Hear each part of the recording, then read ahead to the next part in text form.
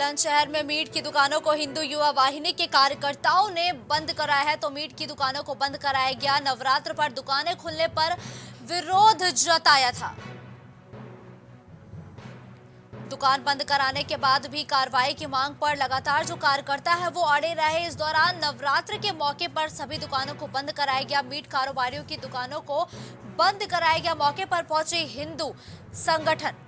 बुलंदशहर के थाना पहासू क्षेत्र के पहासू का ये पूरा मामला सामने आया है, जहां मीट की दुकानों को हिंदू युवा वाहिनी के कार्यकर्ताओं द्वारा बंद कराया गया है। दरअसल बुलंदशहर में नवरात्रों पर दुकानें खुलने पर यह विरोध जताया गया, जिसके बाद सभी मीट की दुकानों को बंद कराया गया।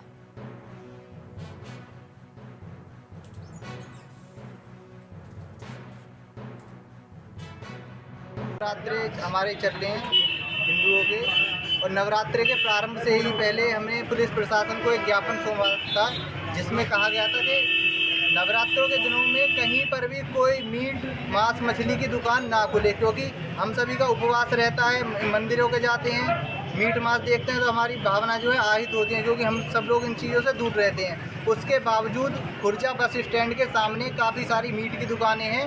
पुलिस की एक तरीके से नाक के नीचे ये मीट की दुकानें चलाई जा रही थी। पुलिस प्रशासन सो रहा था। आज कार्यकर्ताओं ने इसको देखा है और पुलिस प्रशासन को बताया है। अब देखते हैं पुलिस प्रशासन का मामला है कि कई कुंटल, जैसे हमारे नवरात्रे चल रहे हैं और बहुत ही हमारा ये पर्व होता है हमारा हिंदुत्व के लिए, और इस समय पर योगी आदित्यनाथ जी ने बोला है कि कोई भी मीट की दुकानें नहीं खुलेगी, ना ही मीट मांस कहीं बिकेगा। उसके बावजूद भी यहाँ पर कई कुंटल मीट यहाँ पकड़ा गया है और इसकी जानकारी हमने प्रशासन को दे दी है। प्रशासन यहाँ पहुँच चुका है। देखते हैं आगे उसमें क्या कार्रवाई होती है, लेकिन हम कठिन से कठिन कार्रवाई इस पर चाहते हैं, कठोर से कठोर इसको दंड मिले। और यहाँ पर पहासू में ऐसी कई जगह हैं जहाँ पर अभी भी लाखों टनों हजारों किलो यहाँ पर मीट। सबसे पहले तो ये है, माननीय मुख्यमंत्री जी का आदेश है कि मीट अंडे की दुकान नहीं खुलनी चाहिए, मगर यहाँ पे भी हमने सूचित भी किया है। मैंने स्वयं फ़ोन किया है प्रशासन के लिए, मगर उन्होंने ये कहा था कि हम जाकर मौके पर देख रहे हैं। मगर यहाँ पर खुले चैलेंज के साथ वो माल सप्लाई हो रहा है, मीट बिक रही है, कुंटलों के हिसाब से रखी है, कुंटलों के हिसाब से वितरण हो चुकी है, मगर कोई भी ऑन रोड भी है फिर भी। और दूसरा नंबर, सरकार का कोई खौफ नहीं है, न प्रशासन का खौफ है। तो इनका होगा शायद प्रशासन से मिला हुआ होगा। हमीरपुर में खनन माफियाओं ने बेतवा नदी का हाल बुरा किया है। तो खनन माफियाओं ने बेतवा नदी का हाल बेहाल कर दिया है। बेतवा नदी में दहाड़ लगाती देखी जा रही है हैवी पोकलैंड की मशीनें। स्वीकृत खनन पट्टा क्षेत्र के बाहर से माफिया खनन का खेल लगातार करते हुए दिखाई दे रहे हैं। तो खनन माफियाओं के हौसले इस हद तक बुलंद हो चुके हैं कि बेतवा नदी का हाल बुरा कर दिया गया है। बेतवा नदी में दहाड़ लगाती हैवी पोकलैंड की मशीनें भी देखी जा रही है। और आप तस्वीरों के जरिए ये समझने का भी कोशिश कर सकते हैं कि किस तरीके से हमीरपुर में खनन का खेल लगातार जारी है। इस खबर पर ज्यादा जानकारी के लिए हमारे सहयोगी ब्रिजेश हमारे साथ जुड़ चुके हैं। ब्रिजेश, बेतवा नदी में जिस तरीके से हैवी पोकलैंड की मशीनें चलाई जा रही है, अवैध खनन का काम किया जा रहा है और लगातार हमीरपुर से ऐसी खबरें आती भी रहती हैं, तो आखिर इन पर एक्शन क्यों नहीं हो पा रहा है?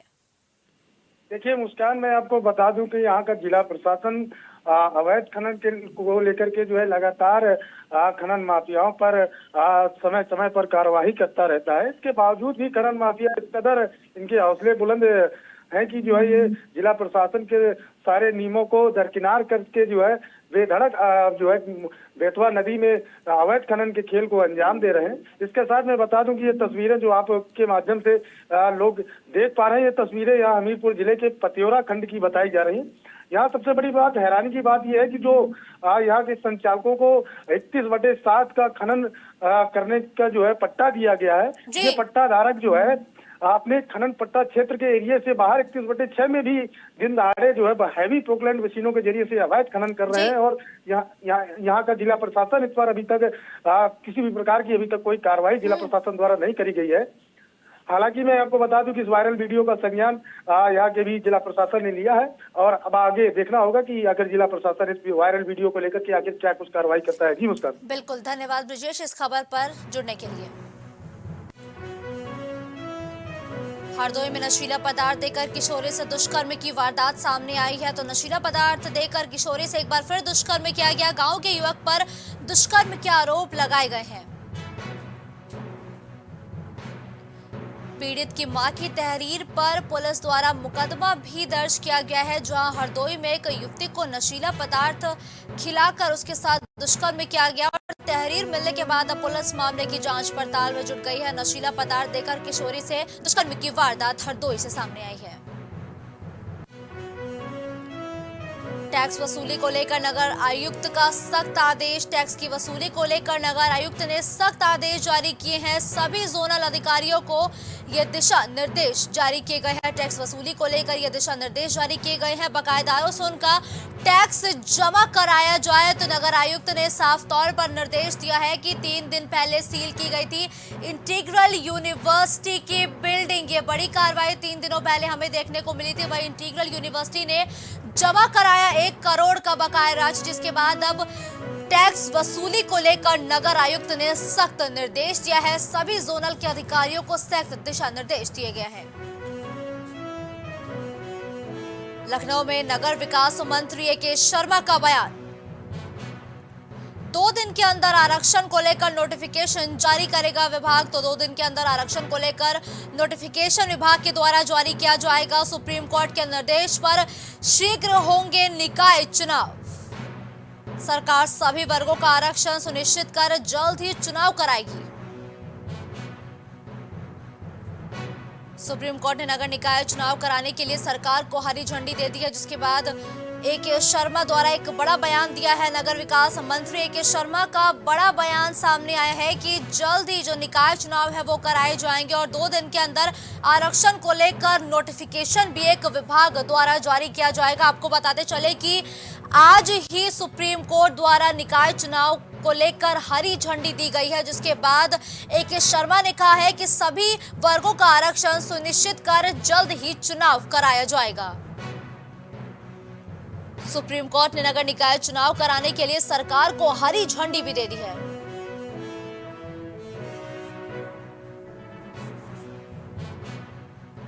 तो 2 दिन के अंदर आरक्षण को लेकर नोटिफिकेशन जारी करेगा विभाग। वहीं आज भी सुप्रीम कोर्ट द्वारा निकाय चुनाव को लेकर हरी झंडी दे दी गई है। वहीं सुप्रीम कोर्ट के निर्देश पर शीघ्र कराए जाएंगे निकाय चुनाव।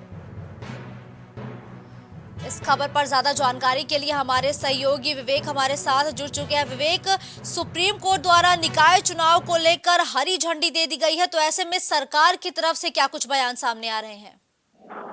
देखिए मुस्कान, इस प्रकार से काफी लंबे समय से निकाय चुनाव को लेकर जो है वो स्थिति जो है स्पष्ट नहीं हो पाई थी और निकाय चुनाव सुप्रीम कोर्ट ने टालने के निर्देश दिए थे और इसके बाद लगातार जो है 3 महीने के बाद ये स्थिति स्पष्ट हुई है। आज सुप्रीम कोर्ट ने अपना फैसला भी सुनाया है। निकाय चुनाव के लिए हरी झंडी भी दे दी है। उसके बाद जो नगर विकास मंत्री ए.के. शर्मा है, उनका एक बड़ा बयान आया। उन्होंने कहा कि सर्वोच्च न्यायालय के इस फैसले का वो सम्मान करते हैं और 2 दिन के भीतर ही जो आरक्षण को लेकर जो प्रक्रिया होगी उसका जो नोटिफिकेशन है वो नगर विकास विभाग जारी कर देगा। इसके बाद सर्वोच्च न्यायालय के निर्देश पर ही निकाय चुनाव जल्द ही होंगे और उम्मीद लगाई जा सकती है कि मई के माह में निकाय चुनाव हो सकते हैं और 1 हफ्ते के अंदर जो है सारी प्रक्रियाएं जो है उसकी शुरू की जाएंगी। और इसके बाद उन्होंने कहा कि प्रदेश सरकार जो है वो ओबीसी सहित सभी वर्गों को निकाय चुनाव में पूर्णतः आरक्षण सुनिश्चित करते हुए चुनाव भी संपन्न कराएगी। जिस प्रकार से बकायदा एक ओबीसी आयोग का गठन हुआ था, 6 महीने के अंदर उस आयोग की रिपोर्ट भी देनी थी और 3 महीने के अंदर आयोग ने रिपोर्ट जो है सरकार को भी सौंपी और सुप्रीम कोर्ट को भी सौंपी। तो तमाम तरह की प्रक्रियाएं जो है आयोग ने इसमें की है और कई नियमों को बदलने का भी आग्रह जो है इस रिपोर्ट में, सर्वे रिपोर्ट में आयोग के द्वारा किया गया। इन सब प्रक्रियाओं से होते हुए बेहद जल्द हफ्ते भर के अंदर नोटिफिकेशन जारी कर दी जाएगी और मई के माह तक जो है निकाय चुनाव शुरू भी हो सकते हैं। बिल्कुल, धन्यवाद विवेक इस खबर पर हमारे साथ जुड़ते हुए दर्शकों तक तमाम जानकारी पहुंचाने के लिए। देवरिया में 11 करोड़ 75 लाख की शराब को नष्ट किया गया है। तो शराब को एक बार फिर से देवरिया में नष्ट किया गया है। कोर्ट के आदेश पर ये कार्रवाई की गई है, जहां बुलडोजर चलाकर शराब की बोतलों को नष्ट किया है। एसडीएम और तहसीलदार की मौजूदगी में शराब को बुलडोजर चलाते हुए नष्ट किया गया है। शराब की खेप गौरी बाजार थाना क्षेत्र में पकड़ी गई थी, जिसके बाद कोर्ट ने आदेश दिया था और कोर्ट के आदेश के बाद तकरीबन 11 करोड़ 75 लाख की शराब को नष्ट किया गया। जनपद देवरिया के थाना गौरी बाजार में वर्ष 2013 से वर्ष 2020 तक के आबकारी अधिनियम के अंतर्गत पंजीकृत कुल 20 अभियोगों में जब्त की गई अवैध शराब, जिसकी अनुमानित कीमत लगभग 11 करोड़ 75 लाख रुपए को माननीय न्यायालय के आदेशोपरांत थाना गौरी बाजार पुलिस द्वारा नष्ट करते हुए आवश्यक कार्रवाई की जा रही है। नवाब इकबाल ने दिया बड़ा बयान। सदर विधायक नवाब इकबाल का बड़ा बयान सामने आया है। अतीक के काफिले से मवेशी के टकराने पर उन्होंने तंज कसा है। जैसा कि आपको हम बताते चले कि आज अतीक को प्रयागराज के नैनी जेल में शिफ्ट कर दिया गया है। वहीं इस दौरान बड़े बयान भी सामने आए कि योगी जी ने गाय के बारे में पूछा कि क्या वो सुरक्षित है। तो सदर विधायक नवाब इकबाल ने बड़ा बयान दिया है। जो अतीक के काफिले से आज एक जो गाय है वो टकरा गई थी, जिसके बाद अतीक के काफिले से मवेशी के टकराने पर वो तंज कसते हुए भी नजर आए। इस दौरान उन्होंने कहा कि गाय टकरा गई लेकिन अतीक अहमद सुरक्षित है। योगी जी ने गाय के बारे में पूछा कि क्या वो सुरक्षित है। उठानी चाहिए भाई, इतना ध्यान रखें जो पहले हुआ था कांड ऐसा दोबारा ना हो जाए। अतीक अहमद की गाड़ी रास्ते में गाय से टकराई है, उसमें गाय की भी अब किसी की क्या कहा जा सकता है इसमें। अब टकरा गई, अतीक अहमद तो सुरक्षित हैं। गाय की तो मौत हुई है। अलग वो गाय को देखेंगे हमारे योगी जी। हम आप लोग जो है अतीक की ज्यादा फिक्र कर रहे हो, तो हम अतीक में वो सुरक्षित है। बस इस तरीके का माहौल बना हुआ था प्रदेश में। अतीक अहमद को गुजरात से लाया जा रहा है, लगातार कहा जा रहा था कि एनकाउंटर हो सकता है। देखिए, सरकार जो भी होती है सब कुछ भाव पुष्प। आप देख रहे हैं प्राइम टीवी, सच साहस सरोकार।